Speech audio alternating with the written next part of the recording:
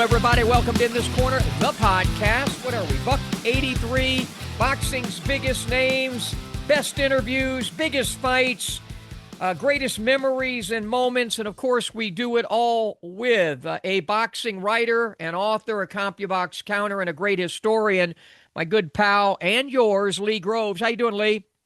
Doing well. How about yourself? I'm great. This is your show. I'm out of here. Take it away. When I say that, when I joke like that, it's because this was a show that is really right up your alley, right up your wheelhouse, right through your lenses. Because well, I'm going to let you set it up. Well, tell the folks what they're in store for. I think boxing fans, especially really educated fans, are going to enjoy this. Tell them why. Well, a few days ago, our friend Eric Botcher, who was on the show with us not too many months ago, he posted something on Facebook about a video, a YouTube video that debunks the narrative surrounding the historic fight between Jack Johnson and Tommy Burns. That video was posted by today's guest, Carl Weingarten, who is a fight film collector who got a hold of the footage and showed in his 24-minute documentary that the story that was forwarded by the owner of the original footage, Jim Jacobs, wasn't quite all that it seemed to be. And as of today, the video has been seen 249,000 times. So there is a hunger to learn about what this new story is. And not only does he debunk this story, he also restores and improves some of the old fight films so that they're much more watchable to us modern fans. So we'll talk about that and a whole lot more with him today. A pugilistic myth buster. Yeah. Carl Weingarten. We'll talk to him right after this. I got two options. Option one, I can accept defeat. Option two, I can get up, I can get tougher, I can get faster, I can get stronger, and then I go get mine.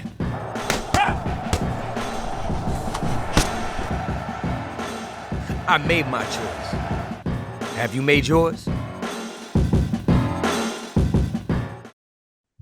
Back in this corner, the podcast, a buck 83, Smitty here. There's Lee Groves, and we are joined by our very special guest. He is a filmmaker, a collector of rare boxing footage, and a myth buster, as I said. And we're going to talk a lot about a couple of myths that he's busting as we speak. He is Carl Weingarten. You can find him on YouTube at Fight Films Guy. And Lee, I promised you I'd let you take this one away, so go ahead and I'll chime in and out. I'll bob and weave when I need be. Well, in the first segment, we pretty much set it up by the story behind why Carl is on today. And as of yesterday, your 24-minute YouTube documentary about the Jack Johnson-Tommy Burns fight, you have to say it's gone viral. As of today, it has been seen more than 249,000 times, including 3,000 from yesterday's total. And that's because it debunks a narrative that had been accepted as fact for decades. First, describe the narrative that was originally given to this fight. And second, what prompted you to investigate and eventually discover this new narrative? Well, the original narrative that was the primary concern was the film that had been acquired by Big Fights Incorporated, which was Jim Jacobs and his partner Caton.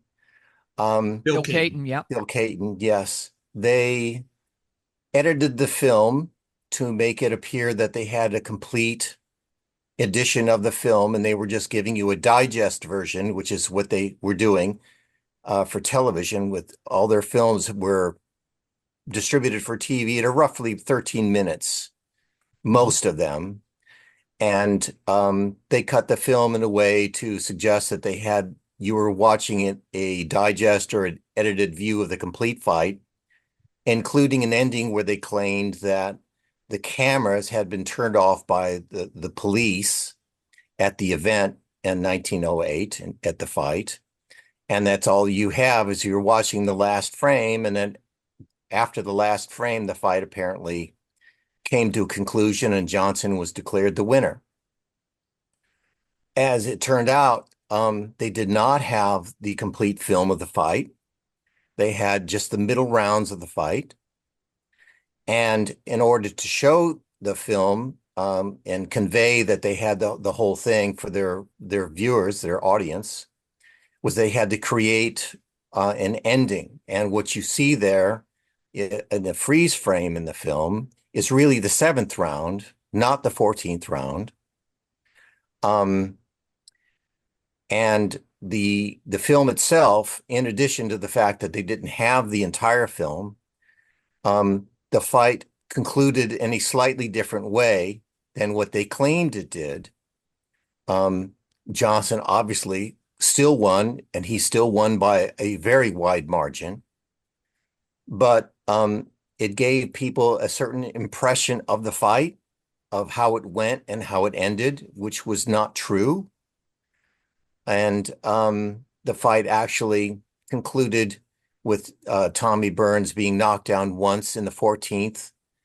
And the police who were there at that time, the police were present. One would say crowd control, but not really. They were there in part because there were not judges or the referees didn't stop fights the way that they did in beginning in years later when a fighter was in serious trouble. Fights usually ended either they finished the rounds or somebody got knocked out. In this case, the police would be there to stop the contest if it was obvious somebody was going to get really hurt bad. And the referees and the audience knew that that's what they were there for. So at this point, Burns apparently was not defending himself really at that point. He had been up to that point, but was not at this particular stage in the 14th. And the police first waved from ringside, stopped the fight to get the referee's attention. Then they stepped inside and the referee told Johnson to stop. And then he declared Johnson the winner. So you said that the reel that Jacobs and company had was of the middle rounds. What specific rounds were they? 6 through 10. 6 through 10. And what really, how did you come to get this particular film, the reel? And how did you know that Jacobs didn't have all? I think you said that there were 3 reels and that he only had the middle of the 3 reels. It's possible that the complete film was 4 or 5 reels, approximately. Okay. This film was unique in that, unlike other fight films of the era, which just showed the contest itself, you actually had scenes of both Johnson and Burns training and preparing for the fight. So there was this was the first, boxing 24/7 edition, 1908. Right. And so there was that material. And then before the fight, introductions, etc. And then after the fight, there was some footage after the fight at the conclusion afterwards. Mm-hmm. I do not have that complete reel. What I have is the Big Fights edition, mm-hmm. which shows, I was told, doesn't even include round 10. They only use round 6 through 9 mm-hmm. to make that edition, that edit. Mm-hmm. And then they renumbered some of the rounds and re-edited the footage. Portions of round 7 are shown twice. I think once is round 5, and then, of course, is round 14, they claim. But what happened was that I got some of the footage that they cut out. How did you get it? How were you? I know you guys in this business are surreptitious. Maybe you don't want to say, and I get it, but I got to ask, where the hell did you get it? I got it from an archivist, another collector who had it. Mm-hmm. collectors, we're a squirrely bunch. We I really know. are. I know. I deal with one that's right up there on the top of the screen. I know. Yeah. And So, some so collectors, you obtained it, but when you obtained it, did you Mhm. go in there looking that this doesn't look right, or did it just come to you? Wait a minute, shit, this is different than what's been presented to the world all these years. How did Mhm. you come to how Well, did that come to fruition in your head? well, I I've known that this archivist for a little while. I mean, I've known of him for a while, and we got more better acquainted like over a year ago when we were exchanging some films. I had always been interested in this fight. Just any Johnson fight from that era is always all they're all interesting in their own sort of way. Mhm. Um, I had in research I had done up to that point, I had read from other people, other researchers in Australia and elsewhere who had already written articles saying the complete film doesn't exist anymore, or this is all the archives have. Um, and there's a couple of people that went into some great detail trying to find out, they were trying to research how much of it does exist, um, and and get some resolution as to if the whole thing's there, can we see the whole thing? Right. Because up to this point, all we'd seen, or the public had seen, was what Jim Jacobs had released. Mhm. That that edition that's, been shown pretty much everywhere. So I knew that it was likely that uh, some of these pieces there was a puzzle that it was becoming clear to me Mm-hmm. that these different sources were giving out conflicting information. Got Mhm. you. And I kind of wanted to get to the bottom of it. I wanted those questions answered for myself. Does the whole thing really exist? Where is it? Is it possible to view it?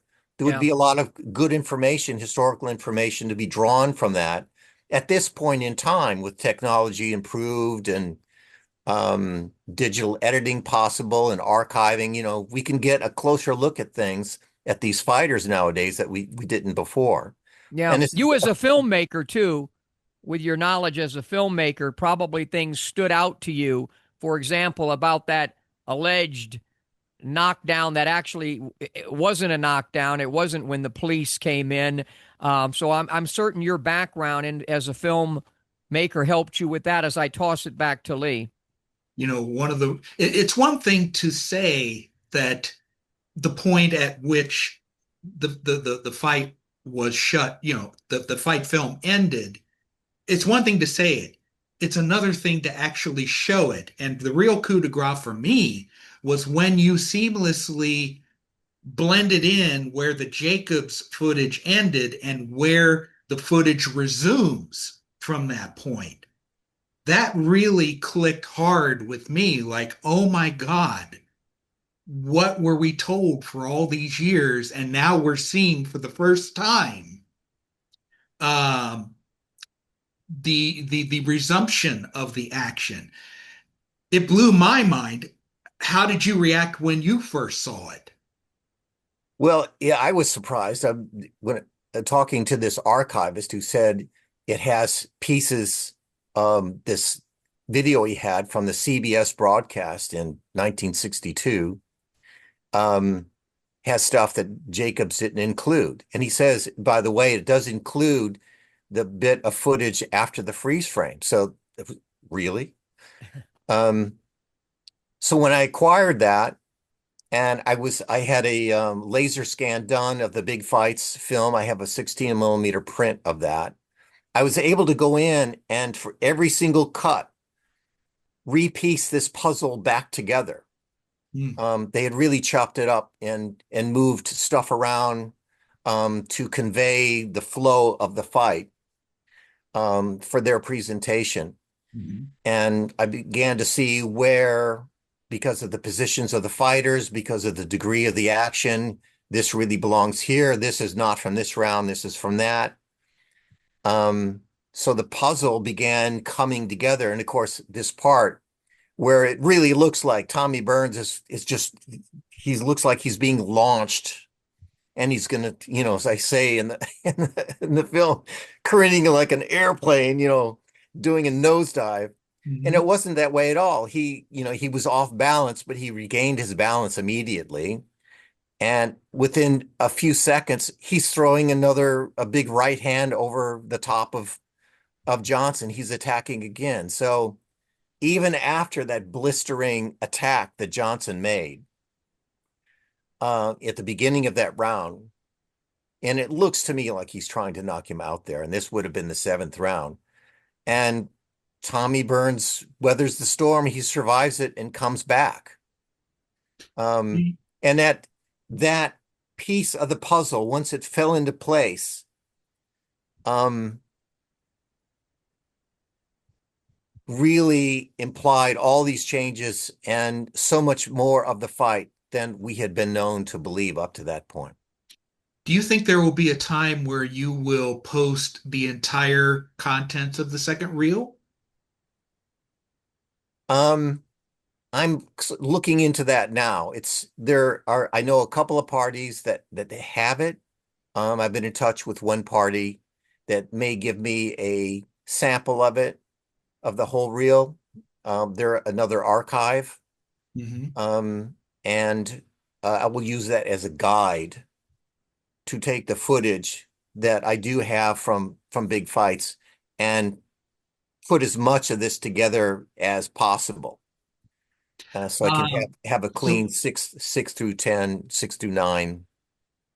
that would be wonderful to see. What kind of feedback have you gotten from this video, and how have you dealt with any of the negative feedback that you've received? Mostly it's been great. I mean, people like yourself who um seeing something new, something fresh for the first time, some new information that we've been told about this particular very historical event, and that it's not exactly as we were told it was.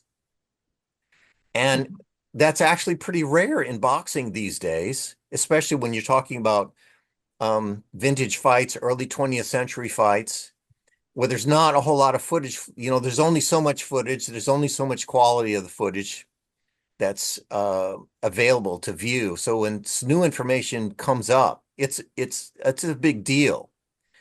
And most people that have responded express some gratitude and appreciation. I've gotten some feedback, not as good, I think, by people that didn't look or listen closely to what I was saying in the film or what I was presenting. Um, None of this is the documentary is not a judgment on Jacobs and Caton. They were in business to make money. They loved boxing. They loved these films, but they had a product to sell. And they saw, at least in the case of this, that they can't market an incomplete film the way they want to. So they cut it in a way so they could market it. Yeah. Yeah. They didn't, I don't think that they were that concerned about, you know, how history will be viewed at that time. It was like, for them, it was also a treasure that they had and they wanted to show it. Yeah. But showing pieces of something, there was not much use to that. Yeah. So they created this scenario so that they could then market it. And the idea probably was, well, Johnson won anyway. What difference does it make? Right. Right. It reminds me of Lee, what the the late great Colonel Bob Sheridan used to tell me. Jimmy, never let accuracy get in the way of a good broadcast. I've interviewed both Caton and Jacobs, and I'm sure their narrative of it, which wasn't far from what actually happened, was done for and probably commercial purposes. But for me, just now knowing what I know, and maybe I'm alone in this, and we're going to go to a break, and Lee and I will talk about this at the end of the show. It just gives to me Tommy Burns a little more credibility. At least for me, that's how I feel about it. As we go to break, back with more Carl Weingarten right after this. I got two options. Option one, I can accept defeat. Option two, I can get up. I can get tougher. I can get faster. I can get stronger. And then I go get mine.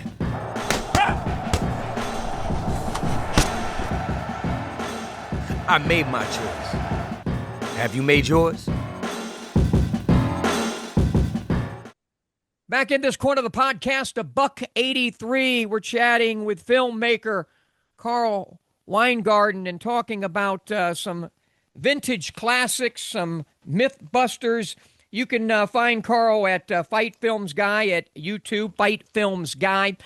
Carl, how did you, before I flip it back to Lee, how did you get into this in the first place? I know you told me in a conversation the other day that that guy right there with me, Muhammad Ali, in that first fight, March 8th, 1971, we just celebrated 55 years the other day, the anniversary. That had something to do with it. A quick synopsis of how you got into all of this. Yeah, that fight sort of crystallized for me as a young kid, the Ali Frazier fight, the excitement about it. And I had some interest. I was doing photography. I was starting to make Super 8 movies. I was interested in filmmaking. I was interested in the history of cinema.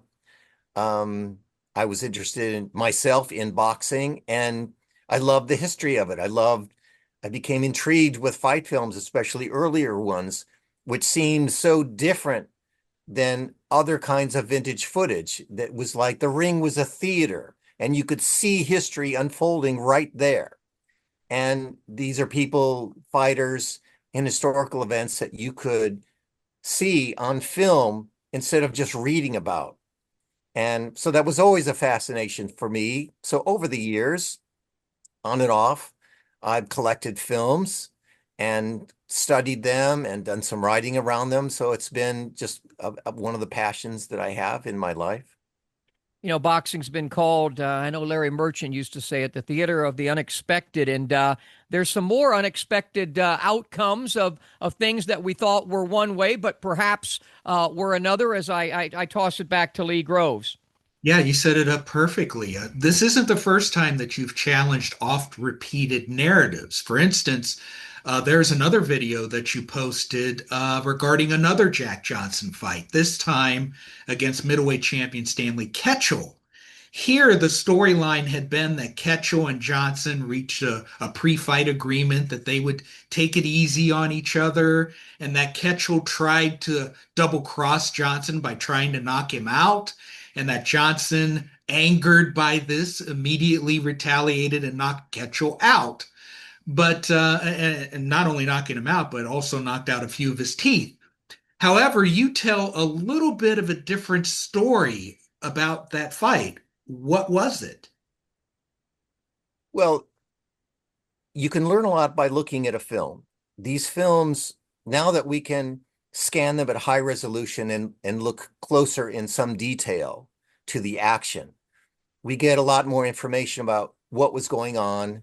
We see more and more of the subtlety of the movements of the fighters and the body language of fighters and how they work punches that seem difficult to see when the film is moving really fast and you're trying to follow fast action, which is next to impossible, when you can slow things down and enhance the image. So there's a lot of information to be gained there. And I was always curious about that fight. But the more I looked into it and looked at newspaper articles appearing right after the contest and of witness testimony, Johnson's own biography, it's the scenario that led up to that fight. It's really interesting that Johnson, they were looking for an opponent for Johnson. There was nobody readily available after the Burns fight. Burns had more or less done a sweep of the division, and the fighters of the Jeffries era and they had all aged out. So there was a new crop of fighters coming up, but they were still very green. The division, and this happens in boxing all the time, divisions, they age out, they decline, they get depleted, and they build up, and it Well, takes not time. now. Now they just come back and fight when they're 50 and 60 and 70. But Yeah, you're right. Yes, you're right. yes, yeah. Sometimes now they just don't know when to go away. A lot of careers on life support these days, but who am I? Anyway, so they were looking for it. Ketchel was very popular. Um, and it was an intriguing match, as ridiculous as it is. And in those days, there's no television, there's no radio, there's a lot of hearsay, there's just newspapers, there's what the promoters wanted to tell you. That's the information you got. Mhm. So they sold Ketchel as a viable opponent who might have some chance, including in publicity photos where he's literally wearing lift boots and a huge jacket to make him seem bigger than he is. Mhm. But obviously, once they got in the ring, you could see it was this monstrous difference, and we're talking about at least a 2 division difference in height and weight. So it was a mismatch. It was no contest. According to several sources, including Johnson and including newspaper reports with interviews with people who knew Ketchel's team. Ketchel's manager met with Johnson in weeks prior to the fight and said, basically, we all got to make some money here, but don't hurt him don't ruin this guy. I know you can, just don't. And in addition, they were concerned that, well, if it just looks like a sparring session, nobody is going to look at the films. And at this point in motion picture history, fight films were a big deal. Yeah. This was a way for them to make money after the event. Previously, there's no other way. So this was a big deal. It was important to make the films as appealing as possible. I think more than any other sport back then, boxing, you guys, I think, will agree with me, more than any other sport back then, boxing films were by far the most important of any other sport. Of course, that was a time, too, when the heavyweight champion of the world was, the person in all. It was the most respected position you could have in all of sport. But continue. Yeah, exactly that. Film equipment, film technology was still very limited. They didn't have moving cameras. Everything had to be stationary. They were still figuring all this out, where to position the camera, the right kind of lighting. Film itself was still under development. And if you get something too bright or too dark, the film doesn't work. So, in any case, a successful film meant some substantial money for all parties involved. Mhm. So it was decided, apparently, that they're going to make the fight interesting by faking a knockdown. And this is where there is no direct testimony from Ketchel's side, because Stanley died a year later. His manager actually passed away just weeks after the Johnson fight. So we don't really get much information. In fact, it was said that Stanley never even saw the films. He didn't even look at them. But there are conflicting opinions about this, but we do have testimony from sparring partners, including Gunboat Smith, who said that basically they tried to rehearse a knockdown that would look good, and basically on cue, Stanley would throw a punch, Johnson would fall down, he would get up and then pretend to knock Stanley out, or Stanley would, whatever, basically asking Stanley to take a dive. Yeah. And he said, no, I'm not going to do that. You can do whatever you want, but I'm not going to fake this. You're going to have to knock me out. That's more or less the consensus. If you look at all the evidence, the interviews, and even in Johnson's book, Johnson takes credit. He says, I decided to fake the knockdown. It's there. He wrote that. I don't think he decided. I think it was decided by all the different people involved. If you look at the film and if you read the reports about what happened in the 12th, that they came out, the rounds began. someone, possibly the manager from Stanley's Corner, there were several witnesses that wrote about this, yelled, "Now, Stanley." Mhm. Both Ketchel and Johnson were standing in perfect position for the cameras. They were standing facing each other. There was no surprise attack. I mean, if you look at it, you can't think of a more telegraphed haymaker than that. I mean, it was sort of like a Hollywood production, basically. Johnson clearly sees this. You see his body reacting to, he knows it's on its way, and he slips the punch and then just continues falling down to the canvas. Stanley never hit him square. The punch may have grazed over the back of his head. But if you look at the rest of the fight, and that's also important, is not to focus only on that one moment. If you look at the rest of the fight and you see that he threw that same punch a number of times, many times actually, Johnson had no problem evading them, either ducking them or ducking back, whatever it took, or just parrying the punch. This was a defensive master. Yeah. He was brilliant at this. So for him to be caught off guard looking directly at a guy, that's a stretch Yeah. Yeah. by And there itself. was one point in the film where you center on Johnson's leg. He actually lifts his leg up to aid his gentle fall to the canvas. Yeah, that they did some rehearsing, so he had some idea what they were going to do. I will say, in my opinion, Stanley threw a real punch. He didn't throw a faked punch. No, he didn't, but Johnson He knew how to deal with it. Exactly. That's the issue. And Johnson, he followed his plan. So it wasn't rehearsed very well. It looks a little strange falling into a punch instead of away from it.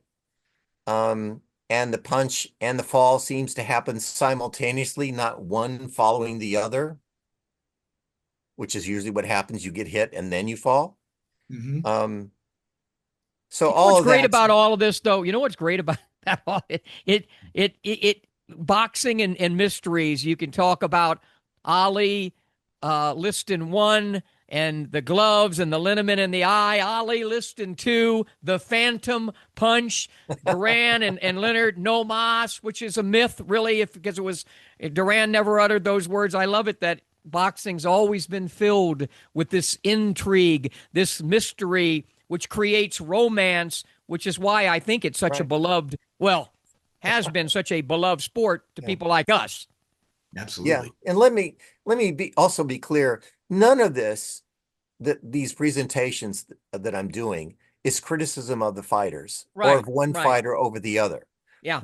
They were in the business of making money and doing it whatever way they thought they could do it. As far as the Ketchel Johnson fight goes, the rest of it basically is, it wasn't much of a fight. In fact, Tommy Burns did much better against Johnson than Ketchel did, but Ketchel was so much smaller, and there wasn't really much for him to do. But Ketchel, he was determined to win from the beginning. It's still a fascinating contest because of who these two men are, and the contest itself. It's not a boring watch. It's very interesting how things unfolded. It's And like you're doing forensic, boxing forensic science almost with looking at these films and trying to piece together and figure it out. Lee, I know you got some more.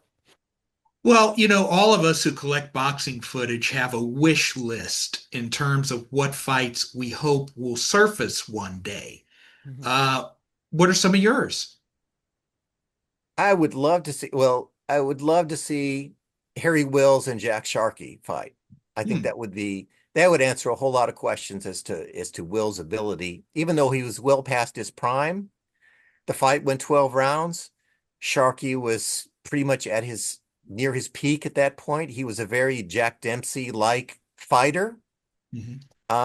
And since we never got the Dempsey Wills contest, that would have been like stylistically kind of the closest look as to what those two might have looked like together. That would be a fascinating one. Mhm. Um, Everybody talks about Harry Greb. Even the last time right. I interviewed Stallone, he came up to me after the interview and said, Smitty, what do you think about Harry Greb, about a movie? I've really thought about it. And I said, well, I mean, if you put your name to it, involvement, I'm sure it'll do well. And he said, but is it too late? There's no footage. And even him and I were talking about Greb. That was 5, 6, 7 years ago. Harry Greb is the name that seems to rightly that always comes out. Yes. Everybody wants. There's all these mysteries of there's Harry Greb footage over here somewhere in upstate New York in an office somewhere. You always hear about Greb. What can you tell us about what exists or doesn't exist about Harry Greb? Well, nothing has been seen in public, or at least acknowledged, for many decades. And you have to understand that these films, he only lived till 1926, and that there weren't there was only a limited number of copies of any film that was made at that time. There was only so many movie theaters, and it was illegal to transport boxing films from one state to the other at that point. So it limited distribution. So many copies were in circulation. Fight films were considered very disposable. The fight happened, it would be in the theaters within a week. It'd run for a week, and then that would be it. And a lot of them were thrown away. Some were just stored. There were warehouse fires where lots of content, lots of films were destroyed because these were nitrate films, highly flammable films.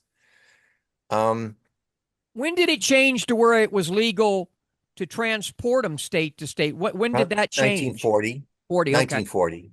Yeah. It was becoming more and more lax up to that point, especially in the Joe Louis area. There was such a demand that they found ways around those laws. But after 1940, then the gates opened up. But when you look at it's always ironic. It's always the footage of the fighter you don't see that everybody's fascinated about and has the most romantic vision of. For me, it's Charlie Burley. Burley because so many great trainers have told me personally before they died that this guy Burley was as good as anybody, and you heard that, and I got to hear it from guys who actually, like an Eddie Futch or something, Mm-hmm. And I don't think there's much on Charlie Burley out there. Not that I know of, not that I have seen. Yeah, but yeah. As far as existing footage, that's been deliberately kept from view, look at it this way. If it's not collecting boxing, let's say you're an art collector, you're an art dealer. You collect paintings, sculptures, whatever it is, and this is your thing, and you're very passionate about it. Well, let's say for whatever reason, your ships come in and you have come across a Rembrandt. And let's face it, at this stage of the time, a footage of Harry Greb would be basically the Rembrandt of boxing. Yeah. So a Rembrandt that went missing decades ago, this person acquires it, or what they believe it is. And so the question is, what kind of person are they? Are they a collector where they acquire stuff and they do something with it, or are they just hoarding? Yeah. Somebody who's just acquiring stuff and not doing anything with it. Now, to acquire something that valuable and just hide it away makes absolutely no sense whatsoever.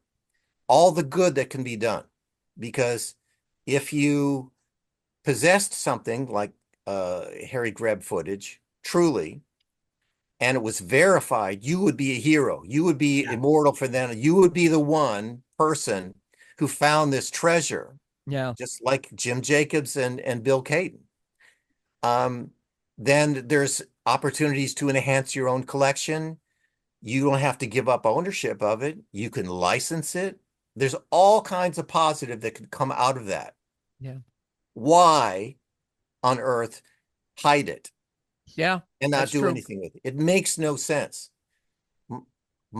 If you are doing that, either you're hoarding, which is really not a happy kind of existence. You're just acquiring to kind of fill sort of an emptiness. It's pretty lonely. Or simply having it and viewing it, showing it to a few people and hiding it.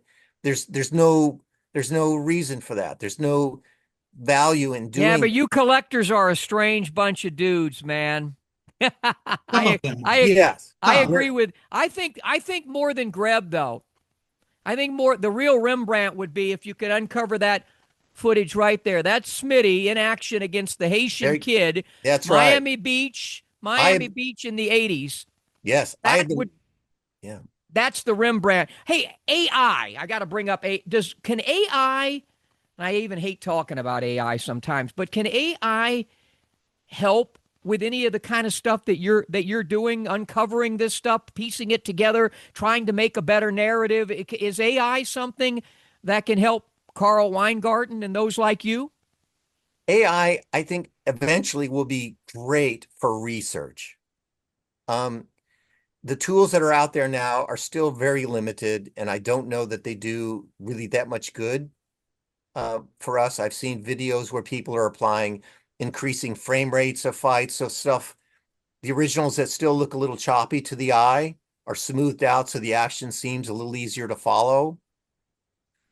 Some people are doing colorization, which I think is very interesting, but the technology is still young. The color mostly doesn't look very good.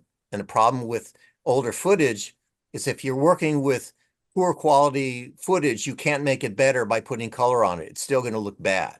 Yeah. And to me, I'm kind of a completist. If you're going to do something, it really is to enhance it.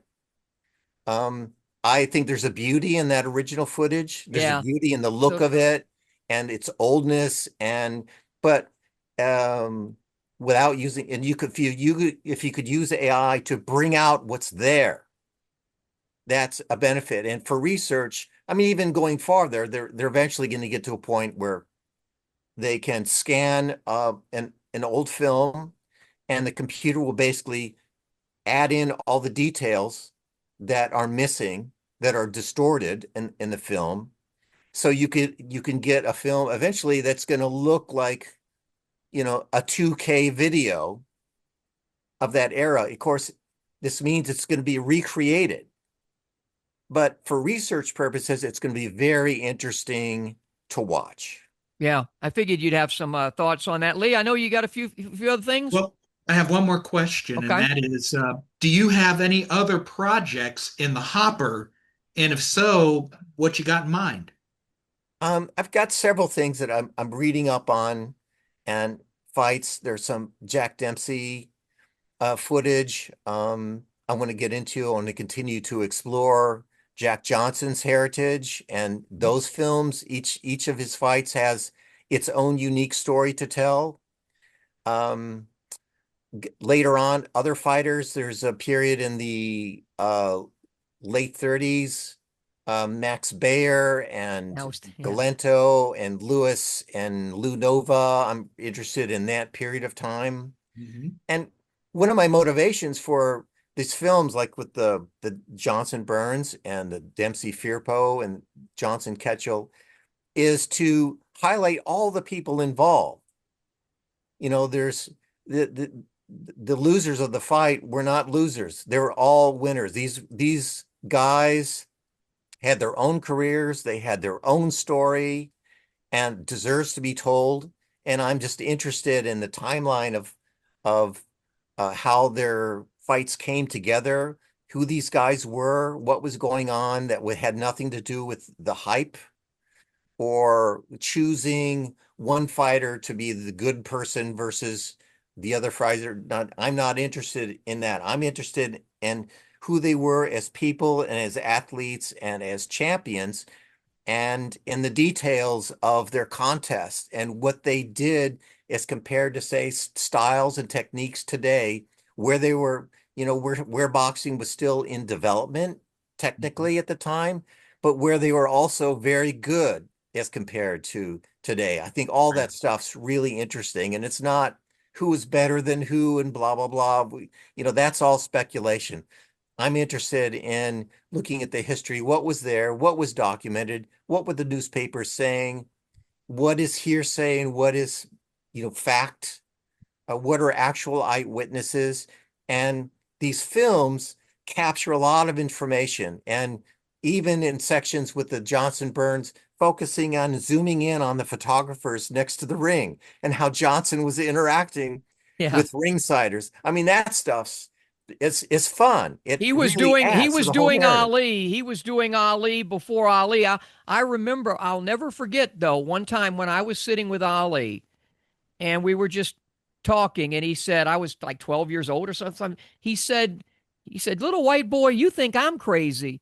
You think I'm crazy. Jack Johnson used to beat up white guys and take their women from them.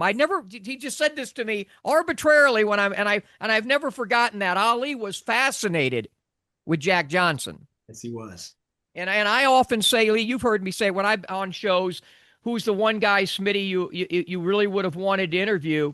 I think it would have been Jack Johnson. I think that would be the guy that I would have loved to have sat down with and done an interview. Lee, I told Carl that he needs to show up in June in Canastota one of these days. I think he'd fit right in there, huh? Absolutely. He would be so popular. Yeah. And just the history and the knowledge and really watch the YouTube video. It's really crafted very well. It really brings out your filmmaking and your film school background. You not only show the footage, but you tell a really good story. Yeah, And you narrated that, didn't you? I did, yes. Yeah, you you did a wrote nice, it. You wrote the again, script too. nice job of that. Fight Films Guy Thanks on so much. YouTube. He is Carl Weingarten, and I'm expecting and looking to see some more great stuff. Really a fascinating conversation with all the crapola that I don't want to talk about that exist in boxing today. Going back into the embryonic stages of the footage and the filming and the fighters, the most common and uncommon of all athletes, the fighters, is fascinating stuff. Carl, thanks for being with us. Thank you. Great stuff, and we'll certainly and certainly I do mean that. I would love to see you show up in Canastota at the International Boxing Hall of Fame. We're going to take a break and come back, and what are we going to do, Lee? We're going to freelance a little bit. A little bit. Yeah, Tommy Burns, just an inch taller than Smitty. Gotta love the guy. We'll be back. I got two options. Option one, I can accept defeat. Option two, I can get up. I can get tougher. I can get faster. I can get stronger. And then I go get mine.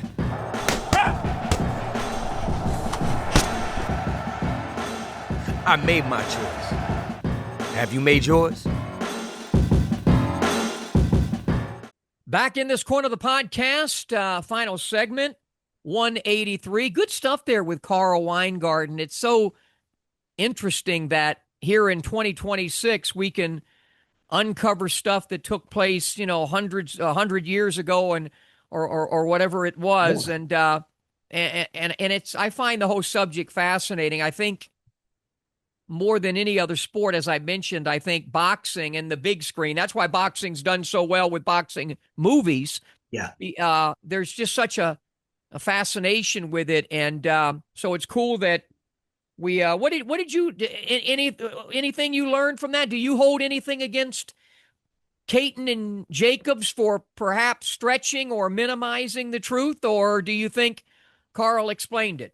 I think Carl explained it pretty well. I think that their motivations were financial and Yeah. presentation wise. I don't think that they were malicious in their intent. They just worked with what they had. Right.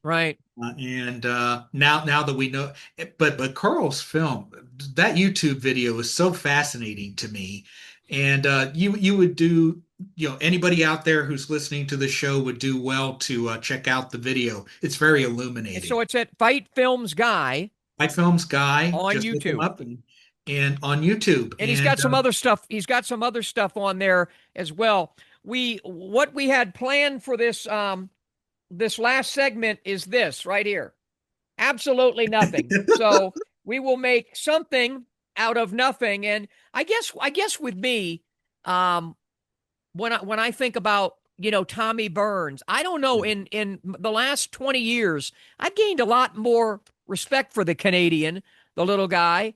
Mhm. 5'7". I don't know what he weighed. Did he weigh a buck 80 something? Buck, Somewhere around there. He yeah. could have fought at light heavyweight. But it's so difficult when you look at the footage from back then, because of the way it's shot, because of the speed of it, because it was only usually just a still camera, like Carl said, and you can't see a lot. And the fighters were primitive back Mhm. then. They really were. Yeah. I say this all the time, that boxing is the only sport that I know of today where the guys aren't as good, in my opinion. Yes, there are some that are really damn good in Yeah. recent years, just to name, like a guy like Terrence Crawford or Canelo or Benavidez or Inoue or Bam or whatever. But Usyk. the Usyk, the skill set, who's my number one fighter, the skill set, though, you can just watch it when you look at those films and see when it got to the 50s, especially when the black fighters became more prominent and those trainers became more prominent. And then you would see athleticism mixed in with fundamentals. The amateur game was really prominent. Once it came into the 50s and 60s, you had an amateur career. And then you really saw this extraordinary development that has somewhat declined and been mitigated in recent years. That's a whole nother show that I think we've even done Right. segments on. But back to those two, Tommy Burns, for me, I think he's an underappreciated guy. Very, very much so. And here's the proof of how underappreciated he is. When Joe Louis set the all-time record for title defenses at heavyweight, and actually in all weight divisions with 25, it was Burns's record at heavyweight that he broke. But in just 2 years' time, he recorded 13 title defenses. And unlike his predecessors, he not only defended in the United States, he went to Ireland, he went to England, France. He defended in Australia. And of course, it was in Australia where he got knocked out by Jack Johnson. But he was 5'7", but he had a very, very long reach, and he also hit very, very hard. He had excellent power, and the heavyweight record in title defenses for most consecutive knockouts in heavyweight title fights, he shares the record with Larry Holmes with eight in a row. Joe Louis had seven, but he did it three separate times. He never got to eight. So he, Those are some powerful statistics for, the little guy who is a Hall of Famer. By the way, for those of you who are the younger generation watching today, I left out the name Shakur Stevenson. I'm so sorry. He is definitely one of the best fighters today and very skilled, because I know that's all you folks out there talk about today is Shakur Stevenson and two or three other guys. But yes, right, he's a very skilled fighter too. As for Jack Johnson, Jack he was Johnson. he was marvelous for me to watch, with his strength, his ability to control DLT, distance leverage, timing. He would work an opponent into a move, and then bam, come up with an uppercut or a short shot, and then you'd see the guy collapse, which meant many had great power, speed, quickness, but he had some raw down home country Galveston strength, because he just maneuvered. You get on the inside with him, you're stuck. You ain't going no damn. He's like the jaws of life. I mean, he's got you. And that's because he was helped by the way the gloves were made at the time. Yeah, You could grab very easily. And that's what right. he did was that he was called the Galveston Giant for a reason.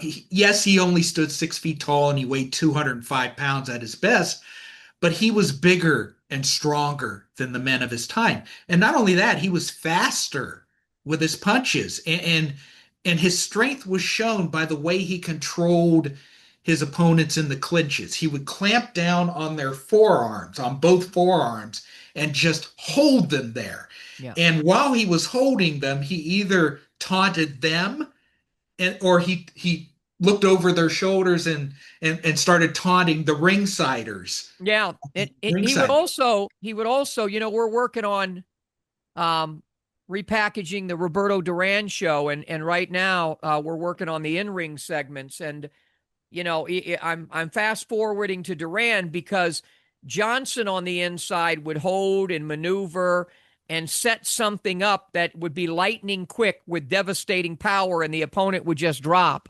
And of course, Duran, fast forward all the years later, the stuff that he shows me in some of the in-ring segment that we did was stuff kind of like that, where you control a man's arm or his shoulder or you don't think about that stuff in boxing, that shoulder control and this control and that control. Again, that's why at its highest level or levels, it is a science, and we like to call it a sweet science at its very highest level. But before we get out of here, anything else on this entire conversation? I was looking over Jack Johnson's box rec record, and because of the way Jack Johnson fought, his fights are often hard to watch because there's a lot of clinching and grappling. Yeah. He had a fight in 1923 with Jack Thompson that it was so bad and so boring that the commission fined both fighters $500 for stalling. And in the 10th round of that fight, according to BoxRec, the referee left the ring while a shower of cushions and pop bottles and other missiles were hurled into the ring. And his tactics frustrated his opponents so much. There's another fight with Fireman Jim Flynn, and I think it was in 1909 or somewhere around there. He was defending the championship. This was their second meeting, and Johnson clinched so much that Fireman Jim Flynn, he was looking to escape any way he could. And what he did was he jumped up and down and used his head, the top of his head, as a battering ram to get him loose from Johnson's grip. And he did that one time too much, and he was disqualified for that. Maybe some of Johnson's techniques rubbed off on Bernard Hopkins and, dare I say, John Ruiz. Yeah, John Ruiz. One story about John Ruiz. Ruiz was known for clinching himself, and Larry Merchant actually asked us to do a clinch count on one of John Ruiz's fights, and he actually used it on the air. Yeah, that was something. Well, if you're still watching this and listening to this, you do want to go onto YouTube and check out Fight Films guy Carl Weingarten. It's really a fascinating video. It's only like 25 minutes, something like that. But and he's got some other stuff. So perhaps we'll have him on in the future, and he will come up with the Rembrandt of all Rembrandts of pugilism, Smitty in action against the Haitian Kid. He's Lee Groves. Thank you, Carl Weingarten. So long, everybody.